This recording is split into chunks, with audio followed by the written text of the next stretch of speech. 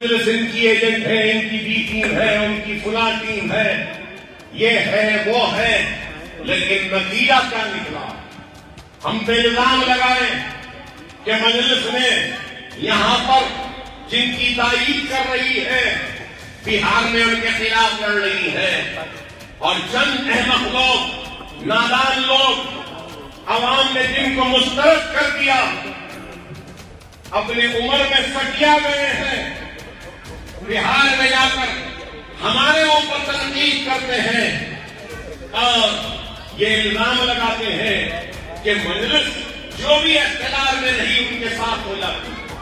तो दोस्तों, बिहार में एमआईएम की प्रचंड जीत के बाद अब एमआईएम के फ्लोर लीडर अकबरुद्दीन अवैसी का एक भाषण इस वक्त सोशल मीडिया पर काफ़ी वायरल हो रहा है, जिसमें अकबरुद्दीन अवैसी ने एक दरबारी शायर इमरान प्रतापगढ़ी और सांसद किराना से जो सांसद है इकरा हसन, उनको मुंह तोड़ जवाब दिया है, करारा रिप्लाई दिया है, करारा जवाब दिया है, जो कि हर किसी को अकबरुद्दीन अवैसी का ये वीडियो देखना चाहिए और आगे लाजमी लोगों तक इस वीडियो को शेयर ज़रूर करना चाहिए। तो दोस्तों, आप सभी को जैसा कि पता है, बिहार इलेक्शन विधानसभा में किस तरह से एमआईएम पार्टी को हराने की कोशिश की गई है, साजिश की गई है, यहाँ तक कि इमरान प्रतापगढ़ी और किराना से सांसद इकरा हसन एमआईएम के खिलाफ जो है नफरत भरे बयान दे रहे थे। कभी इमरान प्रतापगढ़ी कह रहा था कि असदुद्दीन अवैसी अल्लाह की झूठी कसम खाता है, सांसद असदुद्दीन अवैसी बीजेपी का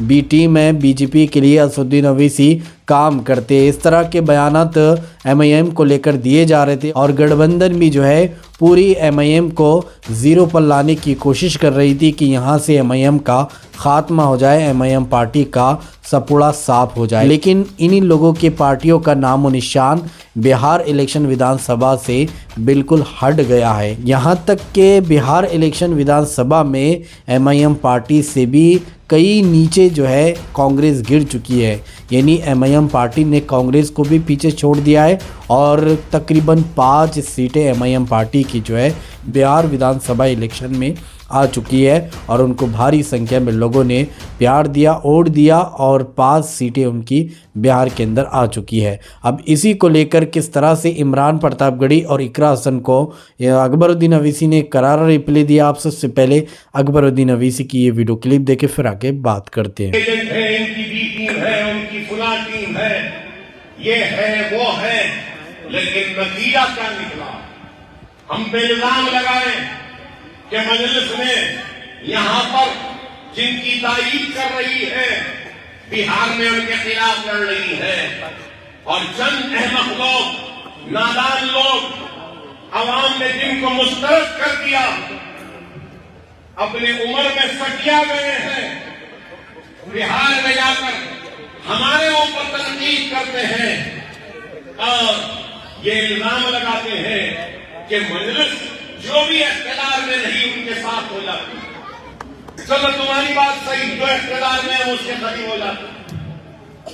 अरे दीवानों, उसका एक दूसरा रुख भी है, जो भी तख्त पे बैठता है वो हमको क्यों खरीद लाता है?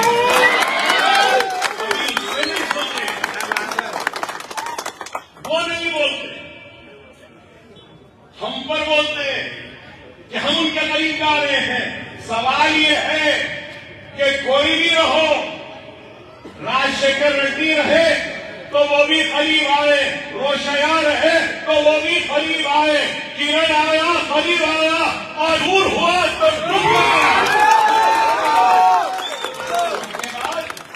केसीआर आए, वो भी करीब हुए, और उनके आने के बाद में रेड्डी साहब आए तो लोग बोले अब गई मजलिस, अब गई।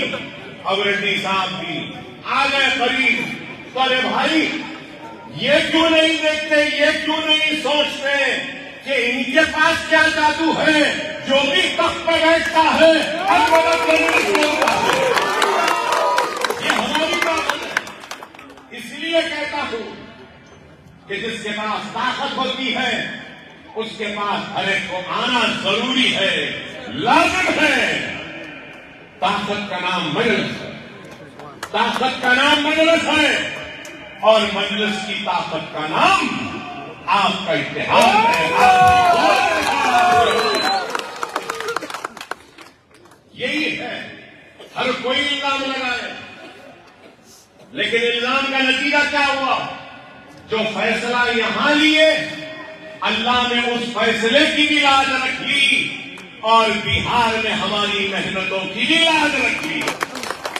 और वो दीवाने जो समझ रहे थे कि अब तो गई मजलिस, सालार इसलिए कहते थे कि सियासत, हाँ, इसलिए कहते थे। और मैं बार बार क्या कहता था, जिसका काम वो बेहतर जाने, जिसका काम वो बेहतर जाने। तो समझो मेरे भाई, पान बनाने वाला कह रहा है नहीं, मैं पान नहीं, मोटर मैं बनाऊंगा, मोटरसाइकिल मैं करूंगा। गई मोटरसाइकिल बनाने वाला मैकेनिक बोला नहीं, पान का बीड़ा मैं बनाऊंगा, चुनना ज्यादा हो जाएगा, मुंह बन जाएगा, हो गया और बीमारियां बढ़ जाएंगी। यही है।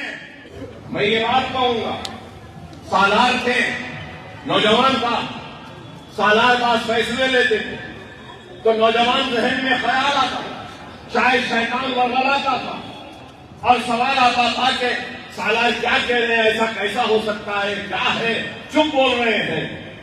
लेकिन उस वक्त हमारी जवानी का जोश या हमारे इल्म की खातिरियत ये कहती थी कि नहीं, सालार गलत फैसला ले रहे हैं, लेकिन सालार का फैसला सही साबित होता है।